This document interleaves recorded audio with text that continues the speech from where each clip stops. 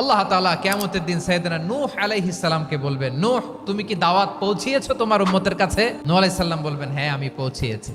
এবার নূহের উম্মতকে আল্লাহ জিজ্ঞেস করবেন, এ নূহের উম্মতেরা, তোমাদের নবী নূহ কি দাওয়াত পৌঁছিয়েছে? নূহের উম্মত বলবে, না আল্লাহ, আমাদের কাছে কোনো সতর্ককারী আসে নাই, কোনো নবী টবি আসে নাই, কোনো দাওয়াতও আমরা পাই নাই, আপনারাও চিনি নাই, জান্নাতও চিনি নাই, জাহান্নামও চিনি নাই। নূহ আলাইহিস সালাম বিপদে পড়ে যাবেন।